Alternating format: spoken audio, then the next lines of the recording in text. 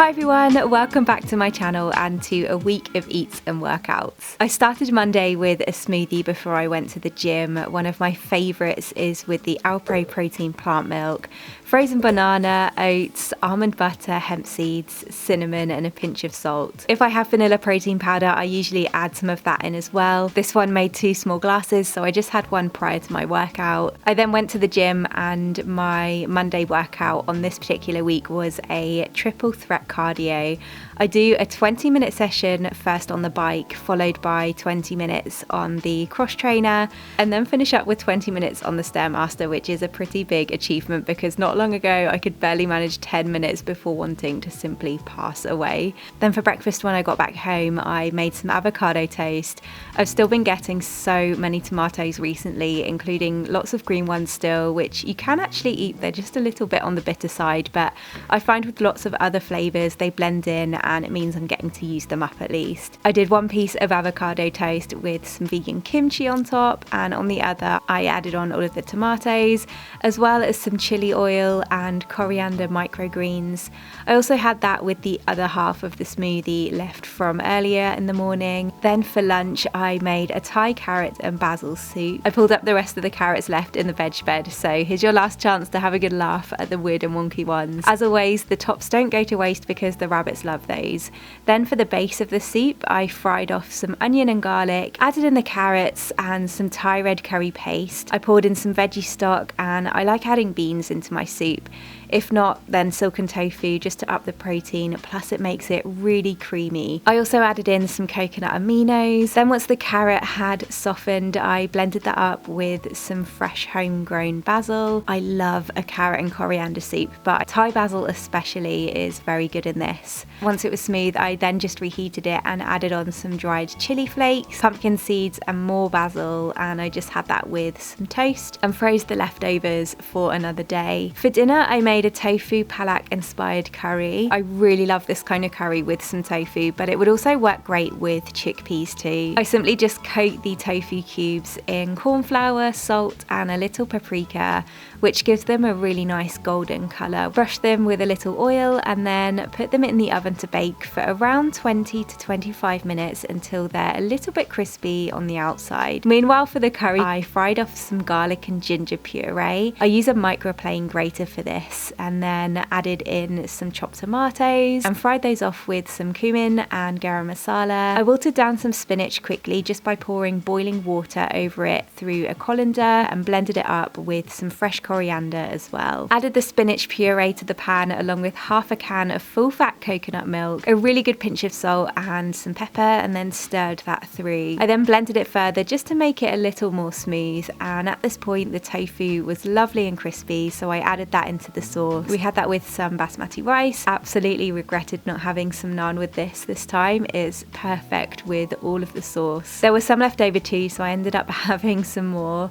And then for dessert I had a few yuzu little moons. The chocolate hazelnut one is my favourite, but these are really refreshing.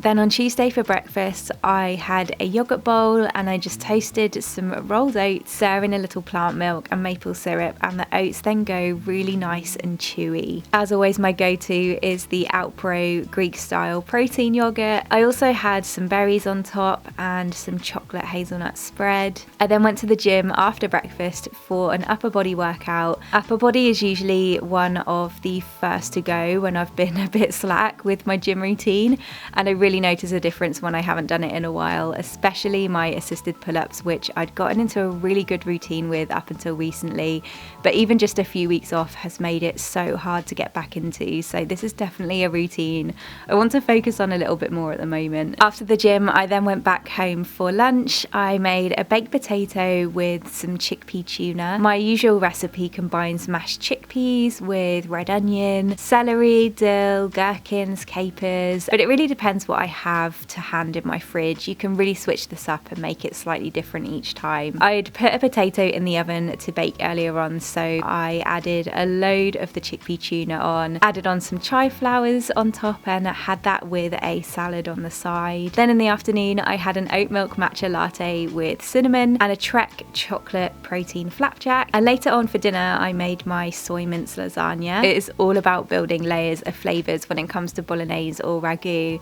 I start by frying off onion and garlic together, finely minced carrot and celery, and fry that off too. Sun-dried tomatoes work really well for adding depth, as does tomato puree and coconut aminos or soy sauce for an umami flavour. I usually throw in some bay leaves, dried herbs and paprika. Once I've fried that off, I then add in my soy mince. I add this in dry so that it absorbs all of the flavours in the sauce, along with a can of chopped tomatoes and a little extra water, stock cube, and seasoned it really well with salt and pepper. I then just let that simmer until the soy mince has cooked right through, and I made a quick bechamel sauce meanwhile, and once reduced, I layered it up in 3 layers and sprinkled some nutritional yeast over the top for a cheesy flavour.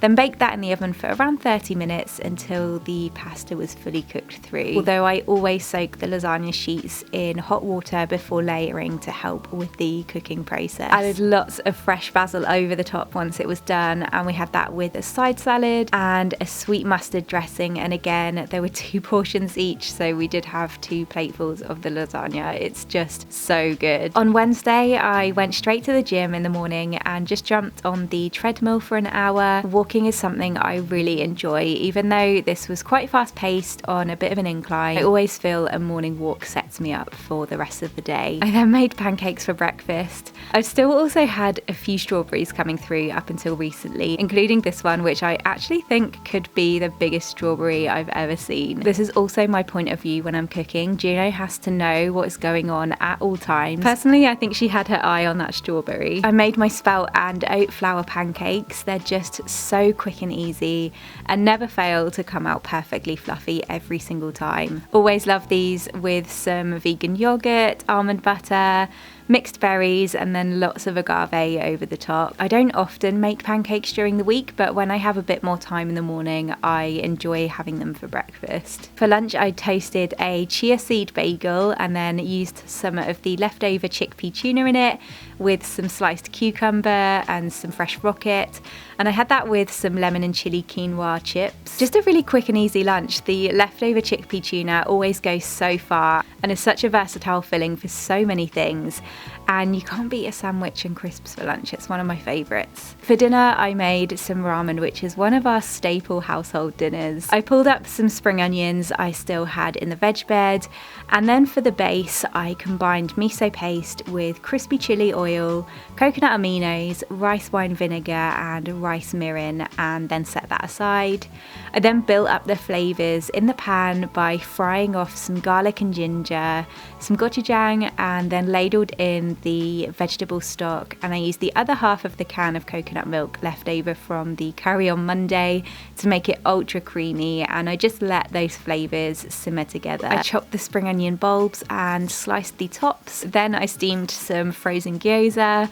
The Itsu vegetable ones are unmatched. I could eat them every single day. I cooked some noodles and then I poured the broth over the base mixture in the bowls, added in the noodles, the gyoza. I also quickly just steamed some pak choi, added on the spring onions, some sesame seeds and togarashi, and we'll have this at least once a week at the moment. I'll sometimes make it with soy milk instead of the coconut milk. It's just the most comforting meal full of goodness. Then after dinner, I just had a cup of green tea. On Thursday, I kind of just had an active rest day, and so for breakfast, I had avocado toast with tofu scramble. I used half a block of silken tofu for the scramble. I've had so many chai flowers blossom in the garden recently, and they make for such a nice garnish. I also used the chive itself and some chili flakes on top. Had some berries on the side, and this is more of a breakfast I would make on the weekend, but it's such an easy plate of plant deliciousness to just put together. For lunch, I made a tomato chili and basil soup. Roasting the tomatoes for soups always creates the tastiest flavours, and I roast them with carrots for sweetness. Here I also used a small red onion and a whole bulb of garlic. along with a red chilli, all coated in olive oil, sea salt and black pepper. I roasted those until softened and then blended everything together with the remaining oil and juices on the tray. Some fresh thyme from my garden and fresh basil. The other half of the silken tofu left over from breakfast. Make it really creamy but also add in some protein. Some veggie stock and some more seasonings, and blended that until it was really smooth. I then heated it back up in the pan with some more black pepper, and I had that with chili flakes and more fresh basil on the top and some toasted protein bread on the side. Comfort food to me is tomato soup. It just hits the spot every time, and it really is like a big hug in a bowl. In the afternoon I had an Alpro protein pot, and then for dinner I made this orzo dish. I'd made a lot during the summer, but it's packed with veggies and beans and it's great whatever the weather. I first cooked the orzo, then drained it, and in the same pan I fried some onion and lots of garlic. I then finally cubed a courgette, added that into the pan to fry it off until slightly golden in colour.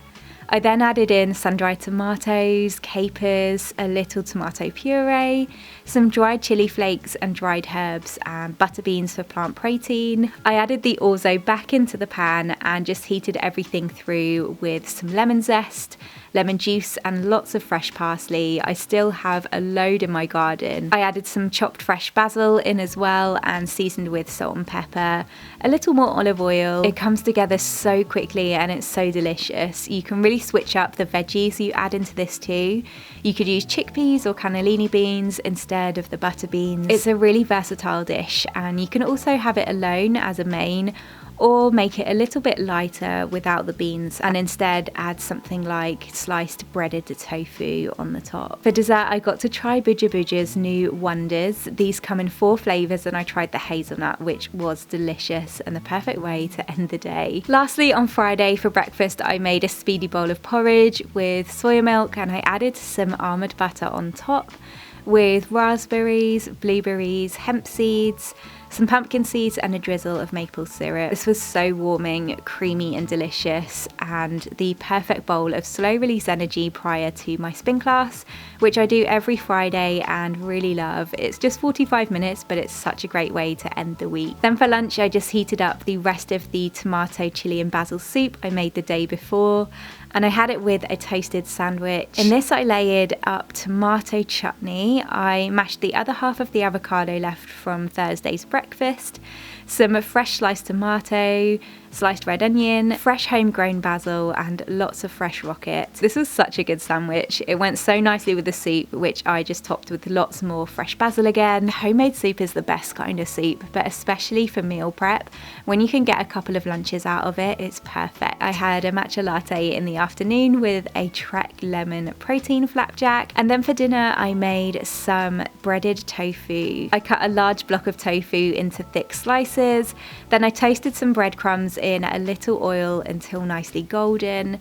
I dipped the tofu first in cornflour with a little bit of salt in it, then in soya milk, and finally in the toasted breadcrumbs until coated well on all sides. I then placed those in the oven on a baking tray for around 25 to 30 minutes until deeper golden in colour. And meanwhile I made a spicy sauce to go on top with gochujang, maple syrup, coconut aminos, sesame oil and rice wine vinegar, and I just warmed that through. I then sliced the crispy breaded tofu once done and just had that on some basmati rice. I also just steamed some pak choy and tender stem broccoli to have with it too, and then added on the spicy sauce with some fresh chili, fresh spring onion from the garden, sesame seeds and coriander, and it was so flavourful. I love doing tofu like this too. It works for so many different dishes. I finished the day with some ginger tea, and that was my week. I really hope you enjoyed this. Thank you so much for watching, and I'll see you again soon.